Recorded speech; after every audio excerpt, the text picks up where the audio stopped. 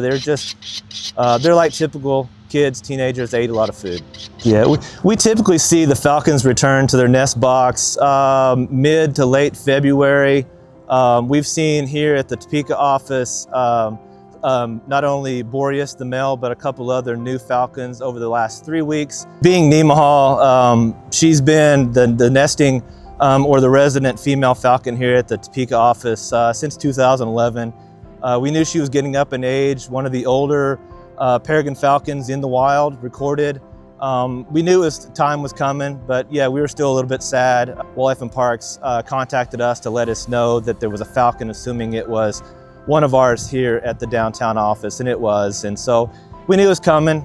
So I think there's gonna be a lot of change in this nest. I've checked the cam at Iatan, and we've had a lot of activity the last 3 or 4 weeks, but they're not really focused on the nest just yet. They will come. You can see the female kind of tidying up the nest, spending a lot of time in it. The male, I actually saw the male bring back a bird for the female the other day, which is not very common when she's not actively sitting on eggs, but it's interesting to see that interaction. So we'll see some changes over the next 2 or 3 weeks. Falcons will breed during this time, probably right now. The next 2 or 3 weeks, they will focus more on the nest box. The female falcon will begin laying eggs over a period of 4 to 5 days, anywhere from 2 to 4 eggs. Once the last egg is laid, she will begin her active incubation period, where she will continue to incubate the eggs for about 30 days roughly, upon the time when hopefully most of them will hatch within the first, within a given 2 or 3 days. Once they lay eggs, if they're in an environment like here in Topeka or at our Iatan plant or Hawthorne plant in Kansas City, it's a pretty controlled, protected environment. There's not a lot of predators, natural predators like you'd see along natural environments like cliffs, riverways like that. So the nesting of the falcons are pretty safe. The time that they spend incubating the eggs is pretty safe. But once they get to a certain age and the chicks want to jump the coop, jump the nest, fledge, it gets a little more dicey when you're in an urban environment like this. Once all 3 eggs hatch, the chicks are pretty demanding. Both the male and the female spend most of their time out looking for food for the chicks. Having watched the cams for about 10 years now, you can kind of tell if the male goes out and captures a bird, he'll eat a portion of it just so he gets some food, but he'll bring it back to the female, which spends most of the time on the eggs. They will shift back and forth and take opportunities for the other one to take break. But those chicks are pretty demanding. They'll eat 2 or 3 times a day. They eat most of the food that the falcons capture for them. And so they're like typical kids, teenagers. They eat a lot of food. You see a lot of cameras these days, and we're lucky to have 2 within our company, but the vast majority of reproduction in most all raptors across the US aren't on camera. They're not banded. Peregrine falcons themselves, just by their ability to nest on buildings, lend themselves to being able to interact more with us, so we can collect them out of the nest boxes. We can see their bands on their legs from cameras.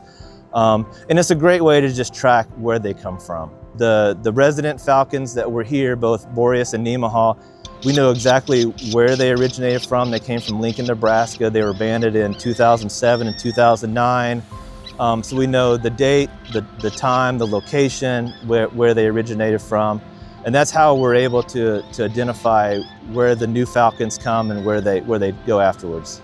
Yeah, just by the very nature of our business, the vast majority of our equipment is outside on the landscape in areas that birds particularly can interact with. Other wildlife issues we'll see is squirrels, of course, but the majority is bird interactions. They have the ability to get into locations up and away from areas that are risky to us. That's why our power lines are up in the air, away from people and other organisms on the ground. But birds just have obviously a unique ability to get up close and personal with a lot of our equipment, whether it's distribution lines, transmission structures, or even substations.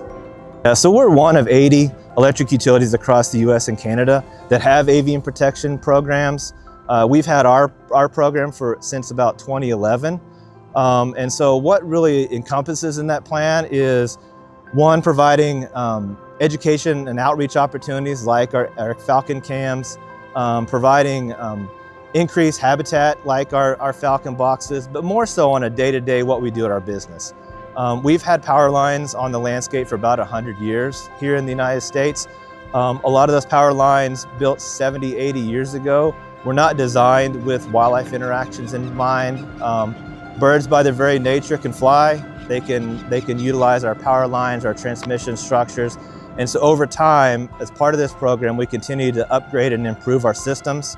The vast majority of our designs today are what we consider avian safe. Yeah, I think our customers expect that from Evergy to be good stewards of our environment. I know our employees within the company expect that of our company to do the right thing. And so it's, yeah, I don't know where I was going with that, but it's okay. I don't know if that's good right there. We got so much. You got plenty. Okay, yeah, I probably talked too much. Nope, that was the last one. We're good. Okay. Is there anything else you want to add? Yeah, you know, I was contacted by Chris Kane from Missouri Department of Conservation, and we may be adding telemetry trackers to our chicks this year, so we'll know where they go. We're gonna stick them on the bands, and so we'll have live updates. It'll ping. We've never done Falcons yet, but the technology has gotten so small that we can add them to Falcon. It just goes on the band.